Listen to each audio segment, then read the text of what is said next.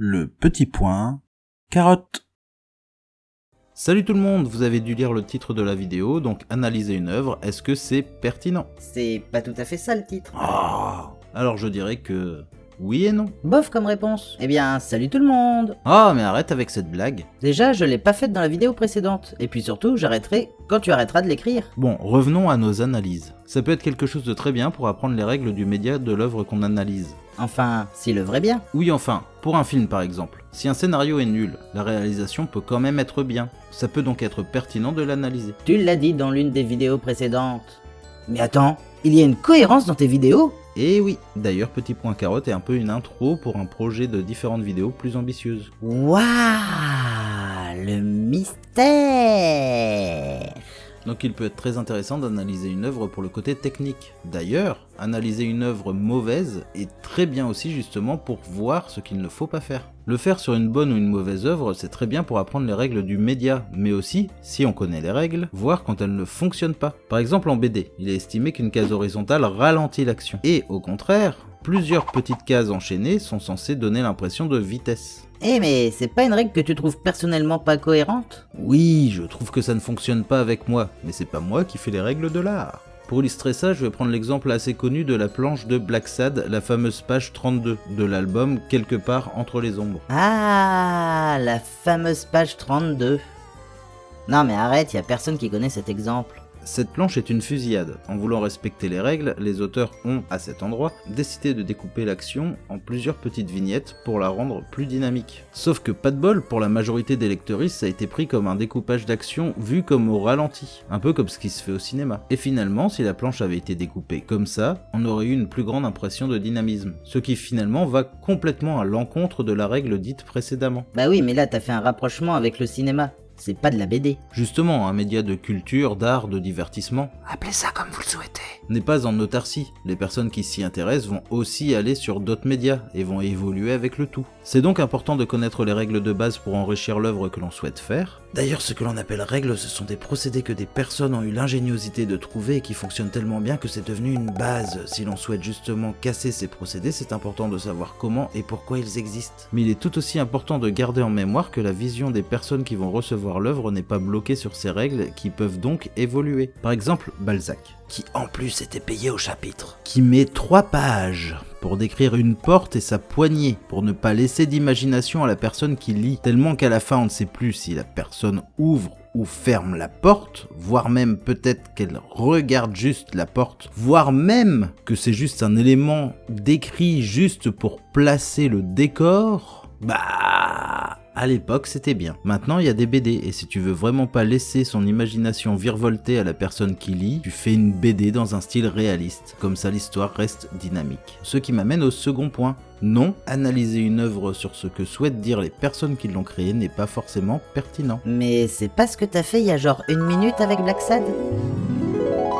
Pour respecter les règles, les auteurs ont, à cet endroit, décidé de découper l'action en plusieurs petites vignettes pour la rendre plus dynamique. Mais c'est quoi de mettre un flashback dans une vidéo aussi courte? Bah tu sais, pour que YouTube mette en avant une vidéo, faut qu'elle soit suffisamment longue, tout ça. Ok, et sinon non, je n'ai pas interprété. C'est eux-mêmes qui en parlent dans l'album Les Dessous de l'enquête. Le souci que j'ai avec les analyses interprétatives, c'est que comme on dit, une fois qu'une œuvre est distribuée, elle n'appartient plus à la personne qui l'a créée. C'est-à-dire que quel que soit ce que cette personne souhaitait mettre comme message dans une œuvre, c'est le public qui va, par lui-même, se constituer son opinion, son histoire. Du coup, l'analyse interprétative va plus renseigner les attentes, les envies, les frustrations de la personne qui fait l'analyse que réellement ce que souhaite dire l'œuvre. Juste pour rappel, il y a des personnes qui ont créé des fight clubs après le film du même nom alors que pour l'auteur c'est tout ce qu'il ne fallait pas faire. Il y a des néo-nazis qui adorent American History X. Et il y a des ch'tis qui estiment que Bienvenue chez les ch'tis c'est se foutre d'eux. Mais bon, pour du concret, je vais partir sur un bon exercice en analyse filmique qu'on a eu à l'école.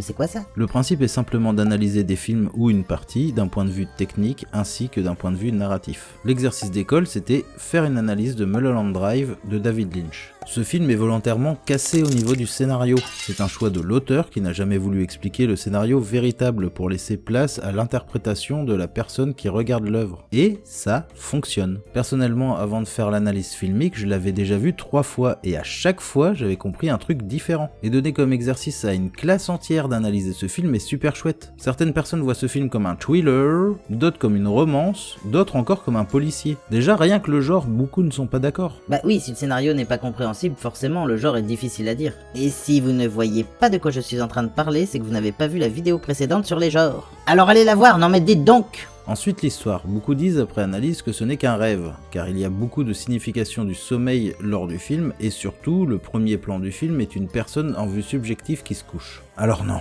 La première séquence du film, c'est ça.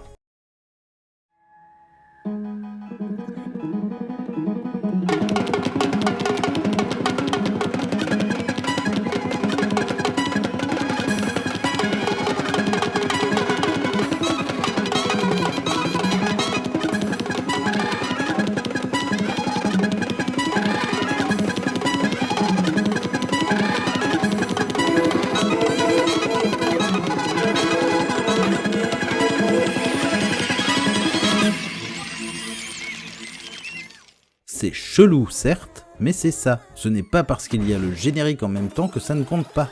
Sinon, dans Die Hard 3, ça voudrait dire que la première explosion qui lance tout le film n'existe pas non plus. Donc dans ce cas, pourquoi prendre au sérieux la personne qui le revendique ? Bonjour, chef de la police. Amenez-moi McLean. Et Schnell, s'il vous plaît. Mais vous êtes qui ? Je suis le mec qui a fait exploser. Je sais pas en Allemagne, mais ici en Amérique, ce qui se passe dans le générique, ça n'existe pas. Mais c'est pas... Ah, ces étrangers. Brenda, apportez-moi un café. Puis moi ça m'arrange, hein, parce que je pense que demain j'aurai une sacrée gueule de bois. Et puis l'histoire du rêve, c'est vraiment le niveau 0 du scénario. Ah, mais tu rigoles, Alice au Pays des Merveilles, c'est culte. Alors oui, peut-être Alice au Pays des Merveilles parce que ce serait le premier à l'avoir fait, que du coup c'est original. Mais maintenant, c'est tout naze. Le twist à 2 balles pour ne pas assumer ses incohérences narratives et surtout pour cacher le fait de ne pas avoir de fin. Je déteste vraiment ce type de scénario. Mais attention, hein, c'est pas que le rêve, c'est aussi tout ce qui s'en rapproche. En fait, c'est ce que la personne pensait, c'était dans sa tête, pardi. Waouh, quel génie. Mais là où ce point scénaristique est proche du génie, c'est que l'histoire a été écrite par un gosse. Je sais pas si vous vous rendez compte d'à quel point ce point scénaristique est génial. C'est presque du génie tactique, quoi. Parce que du coup, si le film assume que toute l'histoire est du niveau d'un gosse, tu ne peux plus critiquer les défauts du film. Les personnages sont stéréotypés? Oui, mais c'est normal, ça a été écrit par un gosse. L'univers des pas n'a pas de sens ou de consistance? Oui, mais c'est normal, ça a été écrit par un gosse. Le rythme est trop rapide et les scènes d'action trop chaotiques? Oui, mais c'est normal, parce que ça a été écrit par un gosse. Tu ne peux plus reprocher les défauts du film à partir de maintenant. Et c'est même quelque part assez courageux d'avoir attendu la fin du film pour faire cette révélation. Non, c'est de la merde. Elle est où la fin, hein? Oui, enfin dans Lego, le message c'est plus il faut jouer avec les Lego et pas les collectionner pour qu'ils prennent la poussière. T'as quand même pas la fin de l'aventure que tu suis depuis l'origine. Mais bon, chacun pense ce qu'il veut. Sur les autres interprétations dont je me rappelle, c'est que finalement les 2 héroïnes et le cow-boy sont une seule et même personne. Ou encore que c'est une fresque sur l'oubli qui est mieux que de se rappeler, car tout part en live au moment de l'ouverture de l'équivalent de la boîte de Pandore. Ou même l'histoire d'une dépression, mais racontée comme un souvenir. Je vais m'arrêter là, car je pense que l'exemple est déjà bien. Et faut avouer que depuis le temps, je me rappelle plus de tout. Mais ça illustre bien que lorsque tu n'as pas la connaissance de ce que souhaite dire la personne qui a fait l'œuvre, toute analyse est complètement personnelle. Du coup, dans la BD Spirou et la Gorgogne Bleue, c'est ni raciste, ni sexiste, ni réac.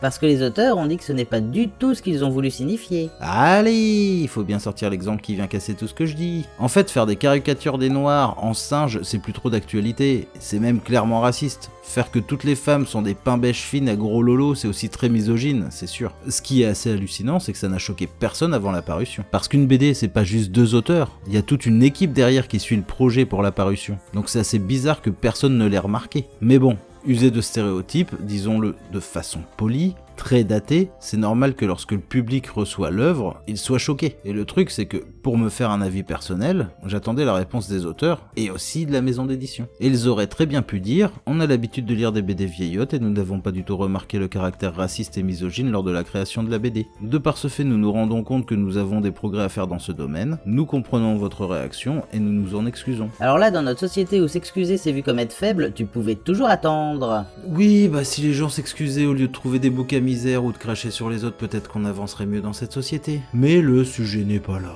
Au lieu de ça, la maison d'édition ne dit rien. En vrai, c'est important. Personnellement, dans l'animation, les producteuristes sont derrière les auteuristes pour dire oui ou non, fais gaffe là, ce que tu fais, patati patata. Faut pas me dire qu'une maison d'édition a pu laisser passer ça sans rien voir, c'est leur boulot quand même. En fait, je comptais garder le fait de ce qu'est le boulot de prod pour ma série de vidéos après Petit Point Carotte, mais je me rends compte que j'en parle beaucoup. Car oui, si ça continue comme ça et qu'il n'y a pas beaucoup de vues, je ferai peut-être pas la mini-série, du coup autant éclaircir ce point pour les rares personnes qui regardent. Et donc la maison d'édition a laissé l'auteur répondre. Bon, vous savez quoi, il y a le fils de Bulle qui a fait une super vidéo. Ce qui lui est reproché, c'est de réutiliser, dans un but comique, des stéréotypes racistes. C'est de représenter les personnes noires comme on les représentait dans une période coloniale. Juste, ça, c'est une personne blanche, ça, c'est une personne noire. Le problème me semble évident. Même Dany l'avoue dans cette interview. Le racisme est quelque chose qui m'est totalement étranger. Est-ce qu'on l'est parfois, mine de rien, sans le vouloir? Oui, sûrement, par accident, comme ici, voilà. Qu'on ne peut plus peut-être faire la même genre de BD qu'on faisait dans les années 60, quelque part par là, et qui m'ont servi de modèle en quelque sorte. Il a réutilisé une esthétique qui, disons, date un peu, c'est le moins qu'on puisse dire. Ok, il n'a pas volontairement essayé de dénigrer les personnes noires dans son dessin, je veux bien le croire, mais ça n'empêche que c'est, de fait, une représentation raciste. Et oui, c'est pas parce que tu fais pas exprès que d'un coup c'est pas raciste. Ça marche pas comme ça. Tout comme c'est pas parce que t'as un ami noir que t'as un totem d'immunité en ce qui concerne le racisme. J'ai un copain, un ami dessinateur qui est congolais et qui me défend et qui dit « je ne comprends pas ». Sinon, tout homme hétéro serait incapable d'être sexiste. Eh oui. Oh, mais la feignasse! Mettre la vidéo d'un autre pour pas avoir à écrire. Oui, j'avoue. Mais en dehors de ce contre-exemple, je vais vous parler de la fois où j'ai pris réellement conscience de ça. Une amie a fait un film de fin d'études qui, de façon humoristique, parle de la réception et de l'interprétation des images. Je vais complètement le divulgacher, alors je ne cite pas le nom pour que vous ayez la surprise au cas où vous tomberiez dessus. Donc l'histoire, c'est une épicerie qui se fait braquer. Tout le monde se fait tuer par le voleur qui s'enfuit, sauf une petite vieille qui ne voit plus grand chose, qui est quasi sourde et qui n'a rien remarqué. Finalement, avec les différentes vues que les caméras de surveillance offrent à la police, on a l'impression que c'est la petite vieille qui a fait le braquage et elle se fait arrêter. En vrai, tu regardes ce court-métrage, c'est complètement évident. Il n'y a pas d'autre interprétation possible. Bah si, sinon t'en parlerais pas. Exactement, parce qu'en fait les autoristes ont eu un petit délire et ils ont appelé l'épicerie Donald, mais avec les néons défectueux, on peut lire Jonas. En plus ça fait un petit clin d'œil à l'histoire du film car on lit ce qu'on veut bien lire. Mais bon, moi j'aurais appelé ça Saint-Thomas. Eh bien, quand le film est parti en festival, quelqu'un en a fait une analyse et en partant de ce petit détail, il a cherché et trouvé, à tort, plein de détails en rapport avec la religion. Disant qu'en fait le film prône la religion ou un truc du genre, mais c'est parti assez loin dans le délire de l'analyse, rapportant tout finalement à la volonté de Dieu ou je ne sais quoi. C'est-à-dire que l'analyse faite était largement plus longue que le scénario du court-métrage en lui-même. Bon, et après, une image vaut 1000 mots. Alors, je ne peux pas dire que cette personne a tort, car une œuvre appartient au public qui la reçoit et si cette interprétation lui fait ressentir des émotions, tant mieux pour elle. Par contre, ce n'est pas du tout la volonté des auteuristes, et la personne ne peut dire en aucun cas « Si, c'est ça qu'ils ont voulu dire !» Salut à tous, c'est Karim Debache pour un nouvel épisode de Chroma et oh mon dieu, qui es-tu et qu'est-ce que tu fais là, sublime et faible à la peau parfaite? Oh merci, c'est très gentil. Et comme super exemple, je ne peux que vous conseiller cette vidéo de Chroma qui explique le film Signe, avec deux visions complètement différentes de l'interprétation de l'histoire. Et comme tous les épisodes de Chroma, c'est drôle, réfléchi et super intéressant. Ok, mais avec tout ce que les autoristes balancent sur les réseaux, on a quand même plus de lisibilité pour les œuvres. Oui, c'est vrai que maintenant, on sait plus facilement les tendances qu'ont les autoristes, mais il faut aussi faire attention, un truc balancé il y a 10 ans n'est pas forcément révélateur de la personne actuelle. Les gens peuvent changer, tout comme elles peuvent aussi rester sur les mêmes idées. Et donc, avec les réseaux, il est plus simple d'analyser une œuvre par rapport aux valeurs de la personne qui l'a faite, mais il ne faut pas oublier, pour tout ce qui est audiovisuel par exemple, derrière il y a aussi le studio de production qui a un poids très lourd, et encore plus les diffuseurs, qui eux peuvent carrément te bloquer un film et te couler un studio s'ils ne veulent pas quelque chose. Donc il faut se dire que la personne peut très bien se dire qu'elle va faire une œuvre sur la guerre, en faisant un film antimilitariste, en montrant les côtés héroïques et négatifs, mais le diffuseur peut très bien, à la dernière minute, bloquer et demander que tous les passages négatifs soient virés, faisant de l'œuvre justement juste un film de propagande. Et si ton œuvre a été ruinée par le distributeur ou le studio, le dire publiquement, c'est juste détruire ta carrière, sans même parler des clauses dans les contrats. Il faut donc prendre des pincettes tout de même. J'ai encore d'autres petits exemples d'analyse peu pertinentes. La première, c'était à la sortie du renouveau de Tomb Raider. Oula, ça va taper sur la gauche féministe. top, ça va faire du drama. Alors non, le souci c'est que les analyses des personnes de droite, la majeure partie du temps, c'est critiquer des œuvres sans les connaître. Pour exemple, à la sortie du film Merci Patron, sur les plateaux télé, on pouvait voir plein de personnes critiquer ce film, voire chier dessus alors qu'elles avouaient elles-mêmes ne pas être allées le voir. Comment? Mais alors comment tu peux te faire ton propre avis sur quelque chose que tu ne connais pas? Et en plus en débattre des heures? Le seul truc que tu puisses dire, si t'es un minimum honnête, c'est je n'ai pas envie de voir ce film parce qu'on m'a dit ça ou ça, mais du coup je n'ai rien à dire. Oui, mais dans ce cas, il y aurait beaucoup de personnes célèbres qui pourraient plus dire grand chose sur plein de sujets, comme le travail, le chômage, la précarité, l'environnement, la fraude. Enfin, social, parce que fiscal, ça... Ou bien c'est des gna gna gna, ils ont rendu un personnage secondaire noir, homo ou femme d'un truc dont j'en avais rien à foutre avant qu'ils annoncent l'adaptation. Ouin, une femme peut pas battre un homme à main nue. Ouin, toute notre enfance détruite parce que l'adaptation de Blanche-Neige ce sera plus des nains. La couleur d'un personnage secondaire te dérange, alors que le fait que l'étoile de Spider-Man devienne un pouvoir retire tout l'intérêt d'avoir fait de Peter Parker un génie. Une femme peut pas battre un homme, alors j'aimerais beaucoup voir ce match. On change un truc dans un Disney? Non mais Disney adapte sans respecter toutes les œuvres d'origine des frères Grimm et autres. Pourquoi tu te plains de ça? Les œuvres originales de Disney, y en a pas des masses. Alors pourquoi elles seraient pas réadaptées avec l'époque comme celle que tu as connue quand t'étais jeune? Sinon on boycotte la petite sirène parce qu'à la fin elle crève pas comme une merde comme dans le conte original. Et attention, c'était des contes de folkloristes, donc ils adaptaient déjà à l'époque. Et puis tant qu'on y est, on va briser tous les vitraux, brûler tous les tableaux, et détruire toutes les statues dans les églises. Non, parce que d'où vient Jésus? Il devrait avoir un faciès arabe et pas du tout celui qu'on a l'habitude de voir. D'ailleurs même, l'histoire de Jésus, c'est plein de trucs sur des religions qui existaient déjà avant, donc même ça c'est une adaptation moderne pour l'époque. Et si on continue là-dessus, les histoires sont faites pour évoluer, se modifier avec son temps. Sinon la fameuse histoire du roi Arthur ça existe pas, parce que la première fois qu'on en parle c'est juste une ligne qui dit qu'un roi se nommait Arthur et qu'il était bon. Et alors ta quête du Graal, ton château de Camelot et ta table ronde, tu te les mets où je pense? Et du coup tu vas brûler ton super coffret Camelot? Tu vas arrêter de regarder? Tu vas hurler au scandale? Non mais vas-y, moi je me casse. Non mais faut que tu finisses la vidéo quand même. Ah oui, Tomb Raider. Je suis vieux. J'avais déjà fini le jeu plusieurs fois et j'en ai parlé à une amie qui joue aussi. Ce à quoi elle m'a répondu qu'elle ne jouerait pas à ce jeu parce qu'une personne qu'elle suit a dit que dans ce jeu, il y a une scène de viol qui, même si elle ne va pas jusqu'au bout, est juste là pour exciter les ados mâles prépubères et encore faire de ce personnage une femme objet.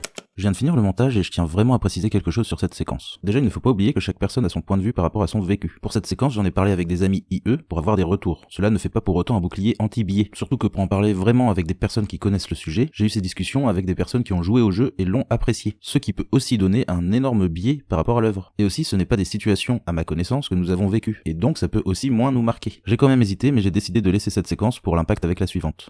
Bon, la femme objet et Lara Croft. C'est sûr que si on n'a pas joué au jeu, il est facile de se dire que c'est toujours le cas. Là-dessus, je trouve qu'il y a quand même eu beaucoup de progrès, même si effectivement on peut se poser la question du cadrage. Par contre, pour la question du viol, qui est là pour exciter les ados mâles prépubères, j'ai envie de dire, regardons la séquence ensemble.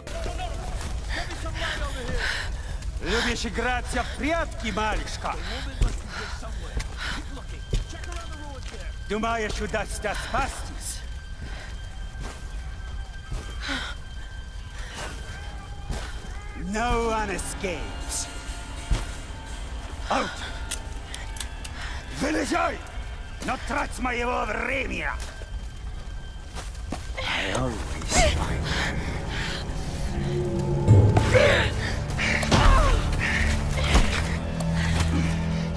Она тоже была порядочной стервой.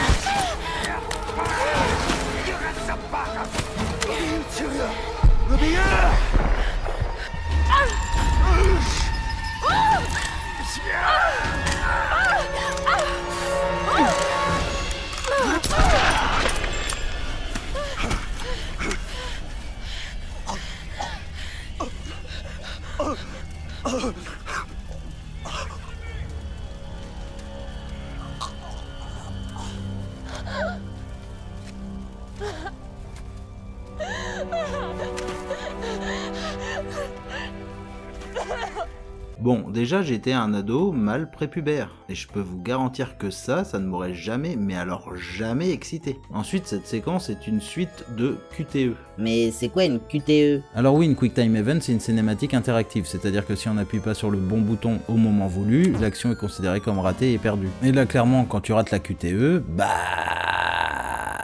y a rien de viol. Elle se fait buter salement.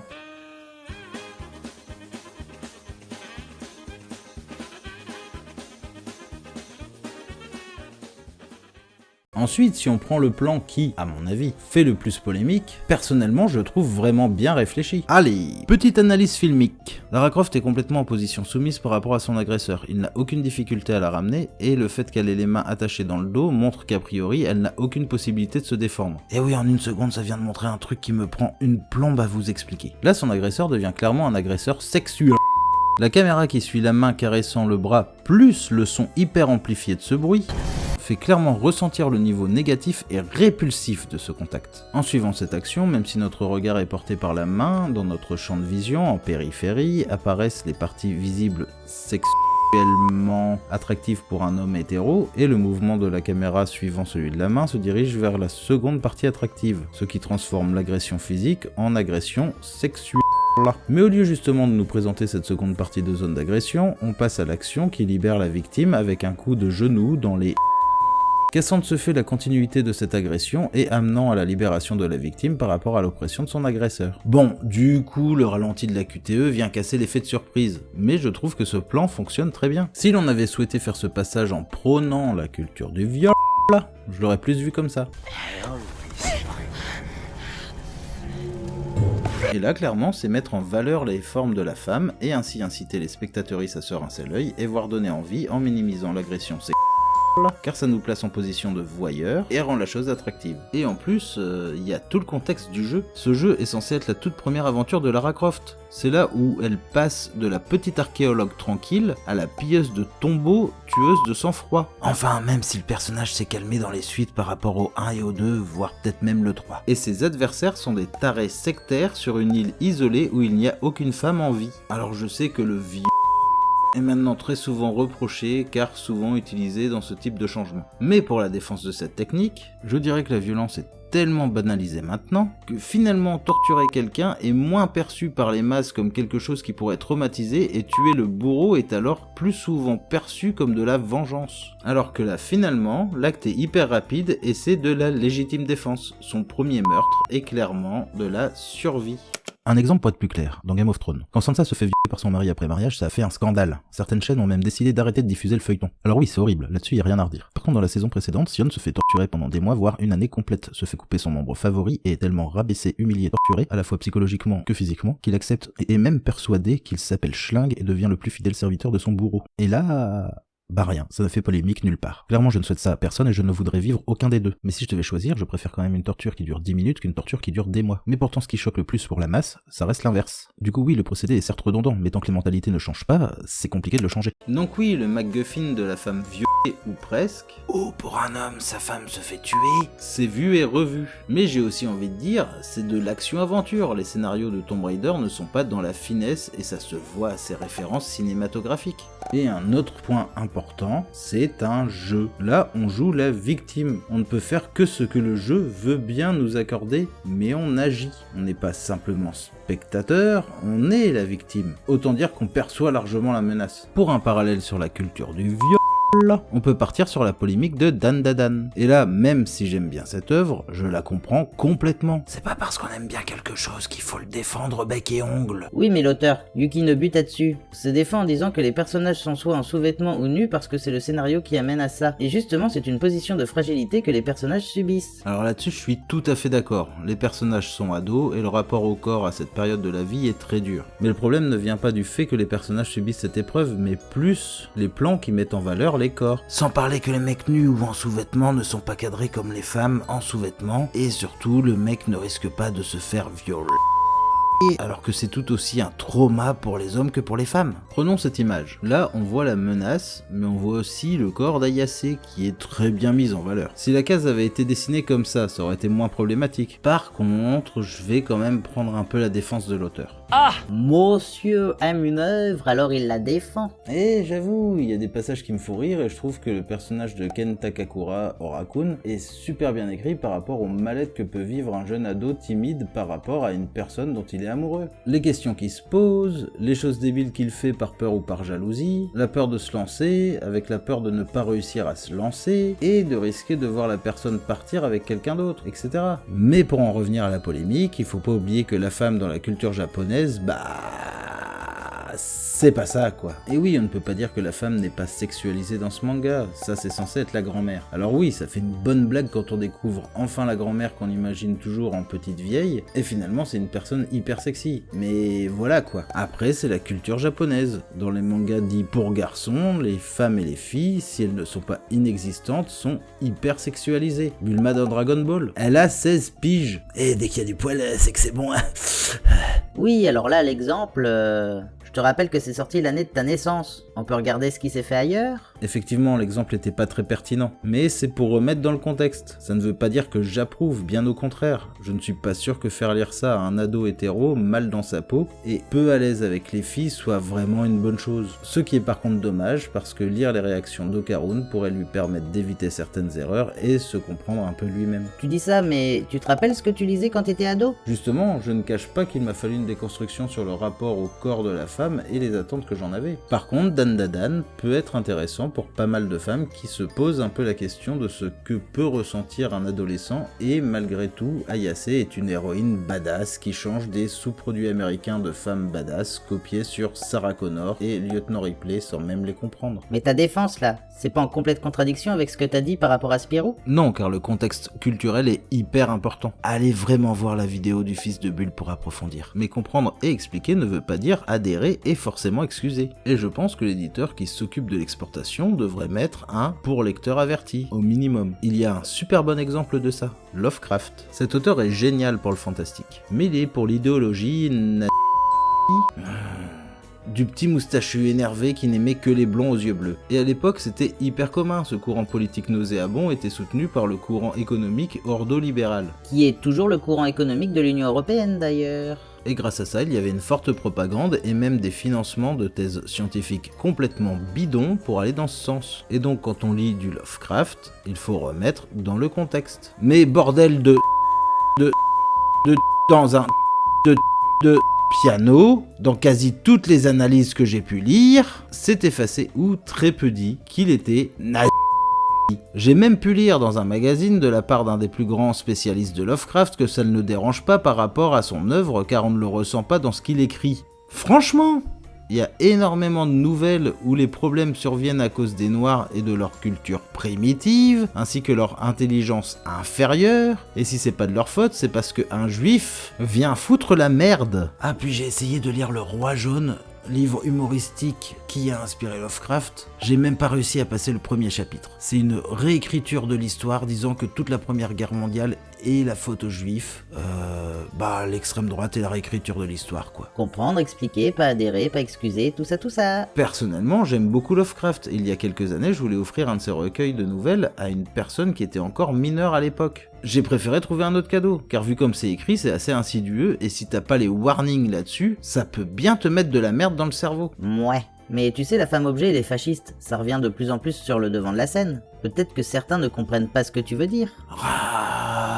Bon, imaginons qu'à un endroit, la culture de l'Antiquité grecque ait perduré et où, comme à l'époque, il est bien vu qu'un garçon commençant la puberté est un amant adulte pour lui apprendre la sexualité. Si de cet endroit était créée une œuvre, il serait évident qu'elle serait au minimum avec un encart qui prévient de ce que l'on peut trouver dedans. Eh bien, c'est pareil pour les autres exemples. Ah, mais la pédo... Ah non, c'est bon là. Si cet exemple fonctionne pas, faut aller voir un psy ou se nettoyer le cerveau à l'acide citrique. Allez hop, fini les exemples, je crois que tout le monde a compris.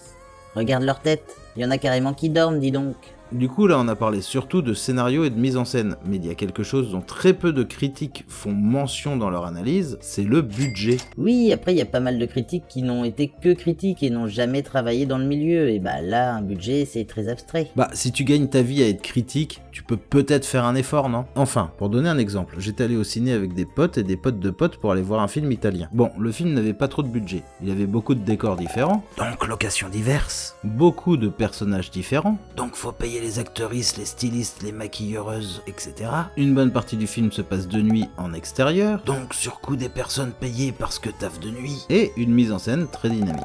Donc plus de caméras, surcréation de plans, temps de montage super long, patati patata. En sortant du film, une personne du groupe dit « Ce film est nul, car l'image on dirait ce petit truc qui fait documentaire. » Cette personne bosse dans un cinéma et choisit les films qui vont y être diffusés. C'est pour ça que ça m'a marqué. Eh bien oui, l'effet documentaire, c'est tout simplement parce que le le film n'ayant pas un gros budget, a pris des caméras numériques faciles à bouger. Certes, normalement en post-prod on vient mettre un effet grain pour casser l'effet numérique trop propre, mais là je pense qu'avec tout le budget qu'il y a dû y avoir en amont, juste mettre un effet sur tout le film c'était peut-être trop cher, ou mettre un effet à l'arrache ça faisait trop cheap. Du coup la personne m'a répondu que sur un autre film italien qu'on avait vu la veille c'était pas pareil. Oui, c'était pendant un festival de films italiens. Alors oui, c'était pas pareil, mais cet autre film avait 5 personnages, 3 lieux intérieurs et 2 extérieurs, et un montage très contemplatif. Alors oui, là, clairement, à la fin, t'as du budget à mettre pour avoir une belle image. En plus, comme c'est contemplatif, t'as besoin d'une caméra ou deux. Dans l'autre film, t'avais besoin d'au moins, je pense, 7 à 10 caméras pour certaines scènes. Sinon, fallait que tout le monde rejoue je sais pas combien de fois les scènes. Du coup, pas prendre en compte un budget et les techniques dans une critique, c'est très mauvais je trouve. Imaginons La Reine des Neiges. Ah, mais c'est un Némésis ou quoi? Ce film aurait été un premier, second ou troisième film d'un petit studio avec un budget de 30 à 45 millions, j'aurais trouvé très bien. Bancal certes, mais pour un nouveau studio avec un tel budget, très bien. Mais pour un Disney où plein de grosses brutasses veulent y bosser et avec un budget à 120 millions, là, non. C'est de la merde. Du foutage de gueule, du vol de temps. Oh puis je me... Eh oh, reviens. Allez, on n'en parle plus. C'est bien parce que j'ai un dernier truc à dire. Par rapport à la petite histoire juste avant, il y a un autre point à soulever. Est-ce que comparer deux œuvres ensemble, c'est pertinent? Eh bien, je dirais oui et non. Mais allez, c'est reparti. Désolé pour les personnes qui ne dorment pas encore. En fait, si on compare par rapport à un point précis, ça peut être intéressant, mais faut encore voir quoi. Prenez l'exemple de ce youtubeur, sur sa vidéo qui compare l'univers de Zootopia et celui de Tous en scène, ça pourrait presque être intéressant. S'il précisait bien que la différence de budget entre les deux films est énorme et que du coup c'est normal que l'un n'ait pas pu peaufiner autant que l'autre. Et en fait il a, depuis que je l'ai vu, retiré la vidéo dont je parle et mis une autre vidéo où il explique certaines comparaisons, celle de mauvaise foi et celle qu'il peut faire. Du coup bah gros point bonus pour lui qui sait se remettre en question et mauvais point pour moi qui laisse ça quand même parce que... Déjà fait? Hein? C'est ça? Ils l'ont déjà fait? Évidemment qu'ils l'ont déjà fait! Évidemment qu'ils l'ont déjà fait! J'en profite. Oui, Illumination MacGuff est français. Les producteurs c'est Universal, mais à part 3 storyboarders et une ou deux personnes d'autres postes, toute l'équipe est en France. Pour Universal, c'est top parce que ça leur fait des films au rabais avec des aides françaises et une qualité pas mal, mais il faut arrêter de dire que c'est américain. Ça serait un peu comme dire que tous les youtubeurs sont états-uniens parce que c'est sur une plateforme états-unienne. Ouais, c'est pas tout à fait la même chose, mais bon, ça m'agace de voir que tant de critiques qui parlent de ça, genre Buff Company c'est français et MacGuff c'est ricain. Bah non, faut peut-être apprendre ce que c'est que des producteurs du coup. Mais effectivement, des fois on peut comparer. Par exemple, pour moi, Fast and Furious c'est le remake de Point Break. Sauf qu'au lieu de voir des surfeurs, tu vois des voitures tuning, et au lieu de voir le cul de Patrick et Keanu, bah tu vois le cul de Nana Lambda qui n'ont même pas de nom, ou pour présenter des héroïnes faire valoir des héros, mais le scénario est exactement le même. Bon, y a pas les coups de feu en l'air, mais il y a un petit message sur le fait que quand on fait une erreur petit, ça nous empêche ensuite de devenir autre chose qu'un rebut, mais ça c'est très estompé. Mais t'as pas un exemple concret là, parce que tu jongles avec des trucs, pas sûr que ce soit bien clair. Bon, je vais en créer un. Si on ne compare pas l'image ou le son et sans penser budget, imaginons qu'il y ait une nouvelle version de ce chef-d'œuvre de la science-fiction qui sorte, je veux bien sûr parler de La Soupe aux choux. Forcément, on aura envie de le comparer avec l'ancienne version. Mais si la personne qui adapte de nouveau ce livre souhaite en fait plus porter son film sur le message mélancolique que sur l'humour, et donc plus rester sur l'histoire de la réapparition de Francine qui revient jeune, s'emmerde avec son vieux de mari et décide de revivre une vie justement dans cette époque bien plus intéressante pour une femme que dans sa vie précédente, et que le Glaude accepte de la laisser partir et avec elle finalement tout ce qui lui reste de ce monde qui a trop changé pour lui, ça dans le film d'origine c'est super court, alors qu'en fait on pourrait en faire un film complet, et ça serait intéressant de se baser sur cette partie du livre pour une nouvelle adaptation, mais dès lors on n'aurait pas du tout le même film même si c'est la même histoire, et du coup bah on pourrait pas vraiment comparer les deux films, en toute honnêteté en tout cas. Voilà, c'est bon. T'as fini maintenant? Oui, je pense que vous avez dû comprendre pourquoi je trouve que des analyses c'est quelque chose qui peut être intéressant, mais